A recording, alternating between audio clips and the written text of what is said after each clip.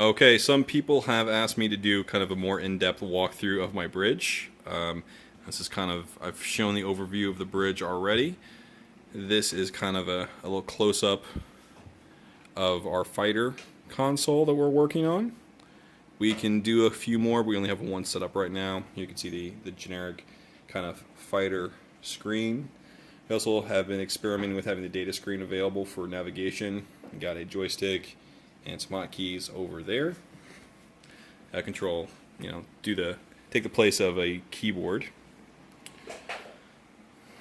So here is kind of a little more view of the bridge itself. And here, just kind of the layout. Right now I have the fluorescent lights on so we can kind of see things a little bit better. Here we have the communications console. Main screen with is the communications, and then we have a captain's map up here so they can kind of see where the friendly ships are. Of course, you can get the red alert button, which kind of changes the red alert. The computer for this console is actually on the other side of this wall here. The walls are temporary. This kind of just a placeholder here, just kind of see how I like them and like the placement. Eventually they'll be replaced with hard walls.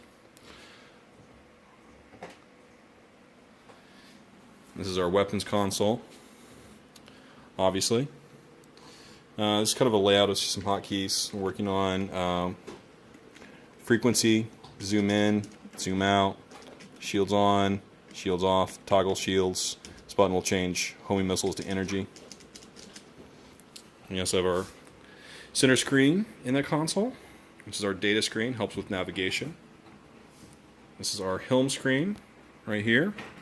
There's not a lot going on as far as cool custom controls.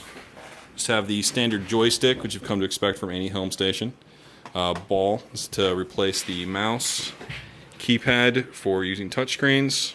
And these are our sliders for weapon or for warp and impulse. So I have impulse here. We have warp here. This is done by using a Arduino Leonardo, which is right back here, just kind of just in here, glued to the back with hot glue. Pretty simple stuff. These other wires here are me kind of experimenting with some capacitive touchscreen controls. Not really doing anything yet. It's just something that we're kind of playing around with. Of course, our main screen is made with blackout fabric from Joann's. This is our science console, which has gone to sleep. Hotkeys for science console, again, just kind of work in progress. This other one, the computer's on the other side of this wall here as well. Let's see. The engineering console. Ship's dog. Hi, Tasha. Captain's chair right here. It's a little different. I actually embedded the wheels into this base plate here, so it kind of looks like it's more like attached, so it can't slide around at all. It gives a little stability. The engineering console. It's the only touch screen on the bridge. Underneath it is the computer I made. It's an MSI E450, I believe, 350. The power and network cables actually go through the bottom of this base, kind of looking a hole down there, and then kind of out the back, like there.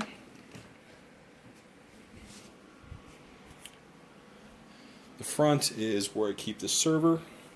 See all the wires coming out of here. This is the network cables, power cables, DMX cables that go out here. Back underneath here is where I keep all of the server stuff. This is the server that I'm currently using. It's actually my home computer. It's kind of a jalopy that I threw together, but it works pretty well for what I want to use it for. DMS controller. Here you can see the power supply I have that runs the smart controller, and the this is the, let's see, this is the power in here, and DMX signal comes out here. It splits and actually goes to two different controllers. One goes to a dumb controller That is in the back, and this one goes to this one here, which is an 8-channel, which controls the overhead lights.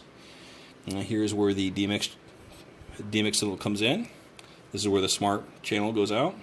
The smart DMX that controls the wall sconces right there, as well as there, right there.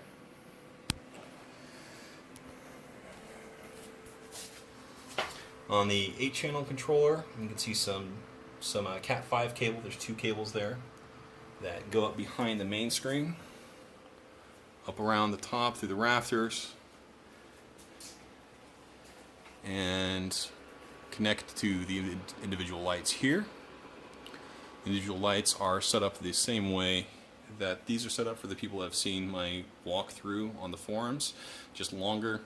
So they basically have a strip of LED lights in there. It's just white only, and with a couple layers of wax paper as a diffuser.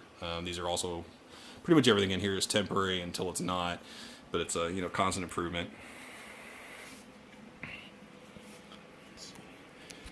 Now, one of the wires back here on the splitter is that blue one there. It also wraps around here, goes around the back, and comes around back here in this big tangle of wires here. And then goes to this 3-channel controller right here, which controls the lights underneath the engineering console. And also, a wire comes out of that, goes up here and controls the small dome light that's up here, which we're using for right now, but it's probably going to be something that we remove later. In here, this is where I keep the computers for the helm and weapons. Now, as far as how everything is put together, everything can be broken down.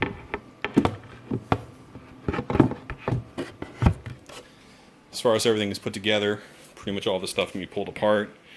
There is a little turnbuckle thing in here that attaches to some D-rings that you can kind of see in there. That connects to these, held up by these. So basically unscrew that, pull this part off, pull that part off, and it breaks down that way. These 2 consoles, well, this part will slide off here, and so separate the top part from the base. Same thing with this console here. The top part slides off, the base and top become separate pieces. And the same way with this one.